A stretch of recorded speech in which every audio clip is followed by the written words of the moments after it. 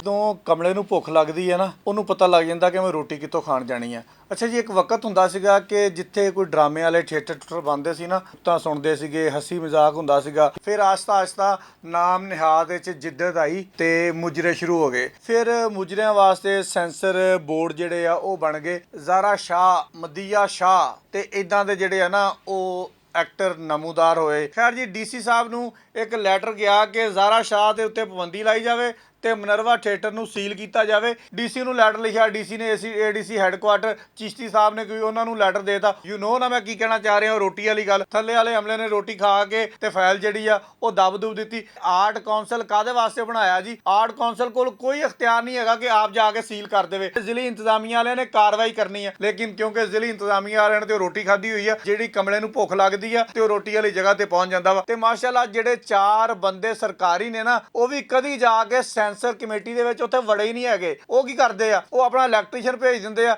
Electrician ਜਾ ਕੇ ਗੋਰੇ ਗੋਰੇ ਉਹ ਵੇਖ ਵੂਖ ਕੇ ਆ ਜਾਂਦਾ ਵਾ ਤੇ ਉਹ ਮੁੰਡੇ ਸੁੰਡੇ ਆਪਣੇ ਦੋਸਤ ਯਾਰ ਜਿਹੜੇ ਆ ਨਾ ਉਹ ਰਾਜ਼ੀ ਕਰਕੇ ਤੇ ਘਰਾਂ ਨੂੰ ਚਲ ਜਾਂਦੇ ਆ। ਆਰਟ ਕੌਂਸਲ ਪਿੱਟ ਮਰ ਗਿਆ ਕਿ ਮੁਜਰੇ ਘਟਾਓ, ਮੁਜਰੇ ਘਟਾਓ, ਮੁਜਰੇ ਘਟਾਓ। ਚਲੋ ਮੁਜਰੇ ਨਹੀਂ ਘਟਾਣੇ ਤੇ ਇਹਨਾਂ ਨੂੰ ਪੂਰੇ ਕੱਪੜੇ ਪਵਾ ਲਓ। ਡੀਸੀ ਚਨਿਓੜ ਸਾਹਿਬ ਹੋ ਗਏ, ਏਡੀਸੀ ਹੈੱਡਕੁਆਟਰ ਸਾਹਿਬ ਹੋ ਗਏ, ਜਾਂ ਤਾਂ ਖੁੱਲ ਕੇ ਕਹਿ ਦਿਓ ਨਾ ਕਿ ਜਨਾਬ ਅਸੀਂ ਪੈਸੇ ਲੈਣੇ ਆ, ਅਸੀਂ ਪੈਸੇ ਲੈਣੇ ਆ। ਔਰ ਇਹ ਭਾਵੇਂ ਨੰਗੇ ਨੱਚਣ, ਭਾਵੇਂ ਕੱਪੜੇ ਪਾ ਕੇ ਨੱਚਣ, ਭਾਵੇਂ 2-2 ਹੋ ਕੇ ਨੱਚਣ, ਭਾਵੇਂ 3-3 ਹੋ ਕੇ ਨੱਚਣ, ਸਾਨੂੰ ਕੋਈ ਪਰਵਾਹ ਨਹੀਂ। अस्सलाम वालेकुम। अच्छा, ਅੱਜ ਮੈਂ 2 ਗੱਲਾਂ ਕਰਨੀਆਂ ਵਾ। ਪਹਿਲੇ ਤੁਸੀਂ ਇਹਨਾਂ ਦੋਨਾਂ ਗੱਲਾਂ ਦਾ ਜਵਾਬ ਜਿਹੜਾ ਨਾ ਕਮੈਂਟ ਸੈਕਸ਼ਨ ਵਿੱਚ ਦੇਣਾ ਲਾਜ਼ਮੀ ਆ ਕਿ ਜਦੋਂ ਕਮਲੇ ਨੂੰ ਭੁੱਖ ਲੱਗਦੀ ਹੈ ਨਾ, ਉਹਨੂੰ ਪਤਾ ਲੱਗ ਜਾਂਦਾ ਕਿ ਮੈਂ ਰੋਟੀ ਕਿੱਥੋਂ ਖਾਣ ਜਾਣੀ ਹੈ। ਤੇ ਦੂਸਰਾ ਮੈਂ ਗੱਲ ਇਹ ਕਰਨੀ ਹੈ ਕਿ ਜਿਹੜੇ ਮਹਿਕਮੇ ਤੁਸੀਂ ਬਣਾਉਂਦੇ ਹੋ ਨਾ, ਅਗਰ ਉਹਨਾਂ ਦੀ ਗੱਲ ਹੀ ਨਾ ਮੰਨਣੀ ਤੇ ਉਹ ਮਹਿਕਮੇ ਜਿਹੜੇ ਆ ਨਾ ਬੰਦ ਕਰ ਦਿਓ। ਹੁਣ ਆ ਜਿਹੜੀ ਪਿੱਛੇ ਵੀਡੀਓ ਚੱਲ ਰਹੀ ਹੈ ਨਾ, ਇਹਨੂੰ ਥੋੜਾ ਜਿਹਾ ਵੱਡਾ ਕਰਕੇ ਦੇਖੋ, ਫਿਰ ਅਗਲੀ ਗੱਲ ਕਰਦੇ ਹਾਂ।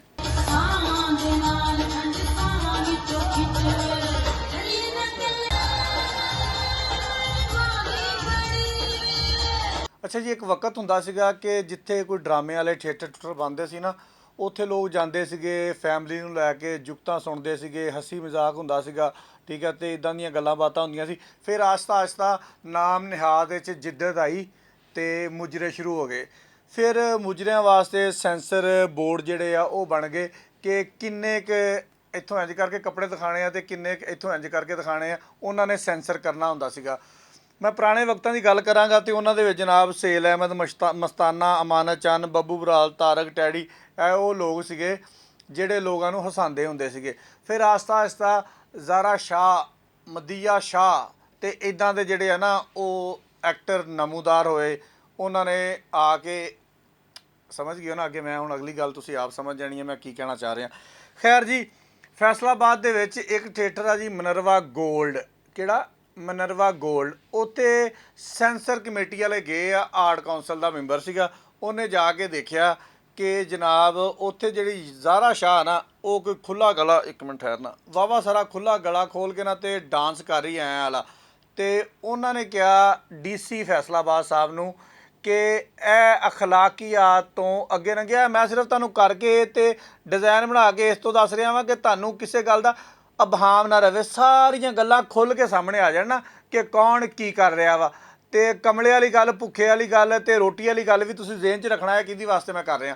ਖੈਰ ਜੀ, ਡੀਸੀ ਸਾਹਿਬ ਨੂੰ ਇੱਕ ਲੈਟਰ ਗਿਆ ਕਿ ਜ਼ਾਰਾ ਸ਼ਾਹ ਦੇ ਉੱਤੇ ਪਾਬੰਦੀ ਲਾਈ ਜਾਵੇ ਤੇ ਮਿਨਰਵਾ ਥੀਏਟਰ ਨੂੰ ਸੀਲ ਕੀਤਾ ਜਾਵੇ। ਈਦ ਦੇ ਉੱਤੇ ਰੰਗੀਲੇ ਬੱਕਰੇ ਡਰਾਮਾ ਇੱਥੇ ਨਾ ਚੱਲੇ ਕਿਉਂਕਿ ਇਹਦੇ ਵਿੱਚ ਫਹਾਸ਼ੀ ਜਿਹੜੀ ਆ ਉਹ ਨਜ਼ਰ ਆ ਰਹੀ ਆ। ਅੱਛਾ ਜੀ, ਈਦ 'ਤੇ ਡਰਾਮਾ ਚੱਲਣਾ ਸੀ ਰੰਗੀਲੇ ਬੱਕਰੇ, ਕਿਉਂਕਿ ਬੱਕਰਾ ਈਦ ਸੀਗੀ ਤੇ ਉਹਨਾਂ ਨੇ ਉਸ ਮੁਨਾਸਬਤ ਦੇ ਨਾਲ ਨਾਂ ਰੱਖਿਆ ਹੋਇਆ ਸੀਗਾ।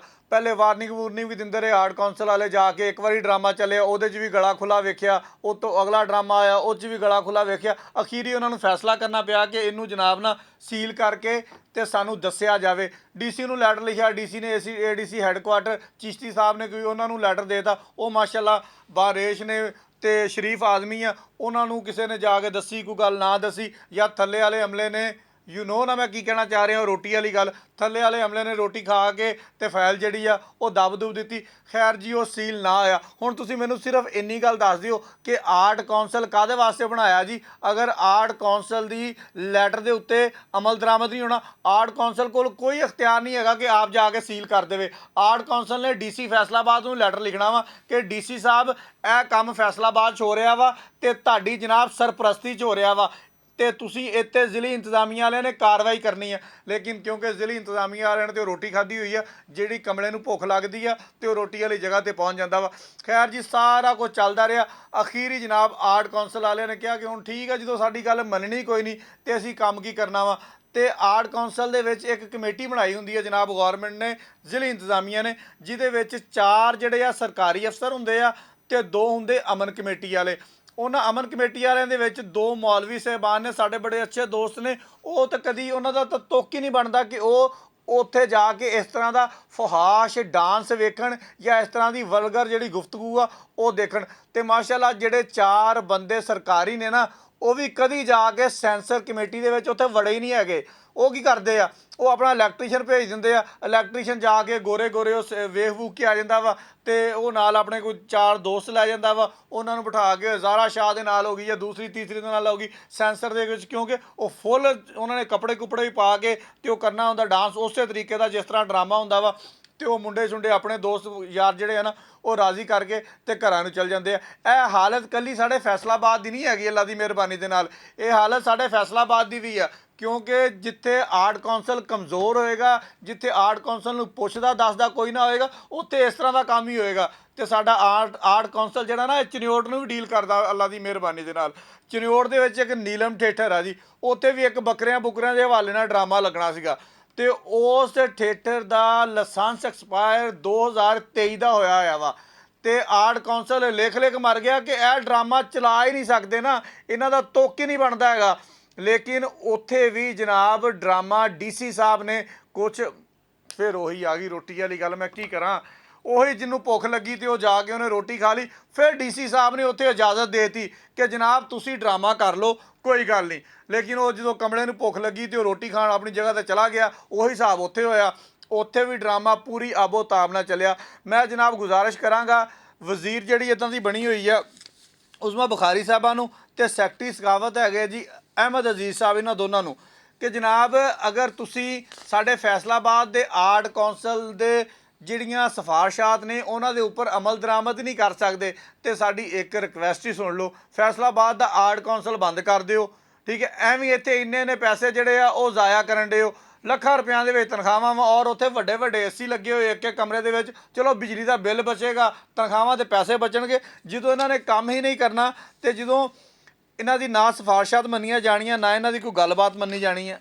ਅੱਛਾ ਜੀ, ਆਰਟ ਕੌਂਸਲ ਵਾਲਿਆਂ ਨੇ ਬਾਰ-ਬਾਰ ਪਿਟਿਆ, ਦੋਨਾਂ ਹੱਥਾਂ ਨਾਲ ਪਿਟਿਆ ਕਿ ਕਾਨੂੰਨ ਦੇ ਮੁਤਾਬਕ ਇੱਕ ਡਰਾਮੇ ਦੇ ਵਿੱਚ 5 ਮੁਜਰੇ ਹੋ ਸਕਦੇ ਆ। ਲੇਕਿਨ ਇੱਥੇ ਕੀ ਹੋਣ ਡਿਆ, ਇੱਥੇ 7-7 ਗਾਣੇ, 8-8 ਗਾਣੇ। ਆਰਟ ਕੌਂਸਲ ਪਿੱਟ ਪਿੱਟ ਮਰ ਗਿਆ ਕਿ ਮੁਜਰੇ ਘਟਾਓ, ਮੁਜਰੇ ਘਟਾਓ, ਮੁਜਰੇ ਘਟਾਓ। ਚਲੋ ਮੁਜਰੇ ਨਹੀਂ ਘਟਾਣੇ ਤੇ ਇਹਨਾਂ ਨੂੰ ਪੂਰੇ ਕੱਪੜੇ ਪਵਾ ਲਓ। ਲੇਕਿਨ ਥੀਏਟਰਾਂ ਵਾਲੇ ਤੇ ਫਨਕਾਰ ਜਿਹੜੇ ਆ, ਉਹ ਤਾਂ ਪਤਾ ਨਹੀਂ ਜਿਹੜੇ ਮਾੜੇ ਮੋਟੇ ਉਹਨਾਂ ਨੇ ਪਾਏ ਹੁੰਦੇ ਨਾ ਕਿੱਦਾਂ ਪਾਏ ਹੁੰਦੇ ਆ। ਉਹ ਤਾਂ ਕਹਿੰਦੇ ਅਸੀਂ ਹਰ ਸ਼ੈ ਲਾ ਕੇ ਨਾ ਤੇ ਫੈਸਲਾਬਾਦ ਦੀ ਆਵਾਮ ਨੂੰ ਫੁੱਲ ਮੁਤਮਿਨ ਕਰੀਏ ਜਿੱਦਾਂ ਇਹ ਮੁਤਮਿਨ ਹੋ ਸਕਦੀ ਆ।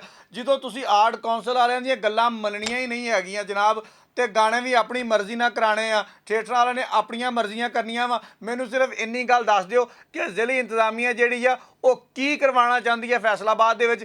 ਕਿਆ ਫੈਸਲਾਬਾਦ ਨੂੰ ਕੋਈ ਐਸੀ ਅਸੀਂ ਸਟੇਟ ਬਣਾਉਣਾ ਚਾਹੁੰਦੇ ਆ ਜਿਹਦੇ ਵਿੱਚ ਹਰ ਚੀਜ਼ ਆਮ ਹੋ ਜਾਵੇ, ਜਿਹਦੇ ਵਿੱਚ ਕੋਈ ਪੁੱਛਣ ਵਾਲਾ ਨਾ ਹੋਵੇ, ਕੋਈ ਦੱਸਣ ਵਾਲਾ ਨਾ ਹੋਵੇ। ਜਾਂ ਤਾਂ ਤੁਸੀਂ ਇਹ ਕਹੋ ਨਾ ਕਿ ਤੁਸੀਂ ਇਹ ਸਾਰਾ ਕੁਝ ਪੈਸੇ ਲੈ ਕੇ ਕਰਵਾ ਰਹੇ ਹੋ। ਜਿਹੜੇ ਜਿਹੜੇ ਬੰਦਿਆਂ ਨੂੰ ਇਨਕੁਆਰੀਆਂ ਲੱਗੀਆਂ ਹੋਈਆਂ ਵਾ, ਡੀਸੀ ਚਨਿਓੜ ਸਾਹਿਬ ਹੋ ਗਏ, ਏਡੀਸੀ ਹੈੱਡਕੁਆਟਰ ਸਾਹਿਬ ਹੋ ਗਏ, ਜਾਂ ਤਾਂ ਖੁੱਲ੍ਹ ਕੇ ਕਹਿ ਦਿਓ ਨਾ ਕਿ ਜਨਾਬ ਅਸੀਂ ਪੈਸੇ ਲੈਣੇ ਆ, ਅਸੀਂ ਪੈਸੇ ਲੈਣੇ ਆ। ਔਰ ਇਹ ਭਾਵੇਂ ਨੰਗੇ ਨੱਚਣ, ਭਾਵੇਂ ਕੱਪੜੇ ਪਾ ਕੇ ਨੱਚਣ, ਭਾਵੇਂ 2-2 ਹੋ ਕੇ ਨੱਚਣ, ਭਾਵੇਂ 3-3 ਹੋ ਕੇ ਨੱਚਣ, ਸਾਨੂੰ ਕੋਈ ਪਰਵਾਹ ਨਹੀਂ। ਤੇ ਜਨਾਬ ਅਸੀਂ ਕਵਾਂਗੇ ਬਿਲਕੁਲ ਤੁਹਾਨੂੰ ਕੋਈ ਪਰਵਾਹ ਨਹੀਂ ਹੋਣੀ ਚਾਹੀਦੀ। ਅਗਰ ਤੁਸੀਂ ਪੈਸੇ ਲਏ ਆ ਤੇ ਤੁੰਨ ਕੇ ਭਾਈ ਇਹੀ ਕੁਝ ਕਰਵਾਓ। ਸਾਡਾ ਆਰਟ ਕੌਂਸਲ ਜਿਹੜਾ ਵਾ ਇਹਨੂੰ ਤਾਲੇ ਲਵਾਓ ਤੇ ਇਹਨਾਂ ਦੇ ਅਫਸਰਾਂ ਨੂੰ ਘਰ ਭਜਵਾ ਦਿਓ। ਅੱਛਾ ਜੀ, ਜਿਹੜੇ ਫਨਕਾਰ ਪਹਿਲੇ ਜਿਨ੍ਹਾਂ ਦੀ ਵਜ੍ਹਾ ਤੋਂ ਇਹ ਡਰਾਮਿਆਂ ਦਾ ਨਾਮ ਸੀਗਾ, ਜਿਨ੍ਹਾਂ ਦੀ ਵਜ੍ਹਾ ਤੋਂ ਸਾਰੇ ਲੋਕ ਇਹ ਡਰਾਮੇ ਦੇਖਦੇ ਹੁੰਦੇ ਸੀਗੇ, ਉਹਨਾਂ ਨੇ ਸਿਰਫ ਇਹਨਾਂ ਗੱਲਾਂ ਦੇ ਉੱਤੋਂ ਰਾਏ ਫਰਾਰ ਅਖਤਿਆਰ ਕਰ ਲਈ ਇਹਨਾਂ ਡਰਾਮਿਆਂ ਤੋਂ। ਉਹ ਵੱਡੇ ਵੱਡੇ ਚੈਨਲਾਂ 'ਤੇ ਜਾ ਕੇ ਬਹਿ ਗਏ, ਉਹਨਾਂ ਦਾ ਕੰਮ ਸ਼ਾਮ ਉੱਥੇ ਵੀ ਠੀਕ ਹੋ ਗਿਆ।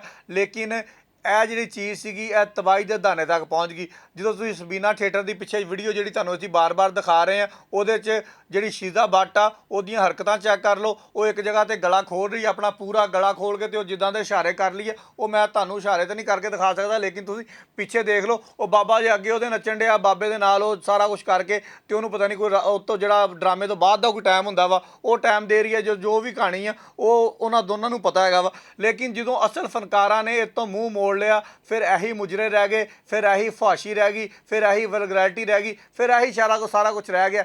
ਇਹੀ ਤੁਸੀਂ ਦੇਖਣਾ ਵਾ, ਤੇ ਇਹੀ ਤੁਸੀਂ ਵੀ ਦੇਖ ਕੇ ਰਾਜ਼ੀ ਹੋ, ਤੇ ਸਾਡੀ ਜ਼ਿਲ੍ਹੀ ਇੰਤਜ਼ਾਮੀਆ ਵੀ ਕਰਾ ਕੇ ਰਾਜ਼ੀ ਹੈ। ਤੇ ਮੈਂ ਕਹਾਂਗਾ ਕਿ ਸੈਂਸਰ ਬੋਰਡ ਦੀ ਜਿਹੜੀ ਕਮੇਟੀ ਹੈ ਨਾ, ਇਹਨੂੰ ਫੌਰੀ ਤੌਰ 'ਤੇ ਫਿਰ ਤਹਿਲੀਲ ਕਰ ਦਿੱਤਾ ਜਾਵੇ। ਜਦੋਂ ਉਹਨੇ ਕੰਮ ਹੀ ਕੋਈ ਨਹੀਂ ਕਰਨਾ, ਉਹਦੇ ਵਿੱਚ ਫਿਰ ਜਦੋਂ ਨੱਥੂ, ਮਾਝਾ, ਸਾਜਾ, ਗਾਮਾ ਇਹਨਾਂ ਨੇ ਜਾ ਕੇ ਡਰਾਮੇ ਦੇਖਣੇ ਆ, ਇਹਨਾਂ ਨੇ ਜਾ ਕੇ ਉਹਨੂੰ ਸੈਂਸਰ ਕਰਵਾਉਣਾ ਵਾ, ਫਿਰ ਇਹੀ ਹਾਲ ਹੋਣਾ ਵਾ। ਤੇ ਮੈਂ ਫਿਰ ਇੱਕ ਵਾਰੀ ਰਿਕਵੈਸਟ ਕਰਾਂਗਾ ਉਜ਼ਮਾ ਬੁਖਾਰੀ ਨੂੰ ਕਿ ਜਨਾਬ ਜਿਹੜਾ ਤੁਹਾਡਾ ਅਸਲ ਕੰਮ ਆ ਨਾ, ਬਾਕੀ ਤੁਸੀਂ ਸਿਆਸੀ ਪਾਰਟੀਆਂ ਦੀ ਤਨਕੀਦ ਜ਼ਰੂਰ ਕਰਿਆ ਕਰੋ, ਲੇਕਿਨ ਜਿਹੜਾ ਤੁਹਾਡਾ ਅਸਲ ਕੰਮ ਆ ਇਹਦੇ ਵੱਲ ਤਵੱਜੋ ਦਿਓ, ਇਹ ਵੀ ਬਹੁਤ ਜ਼ਰੂਰੀ ਆ। ਬਹੁਤ ਸ਼ੁਕਰੀਆ।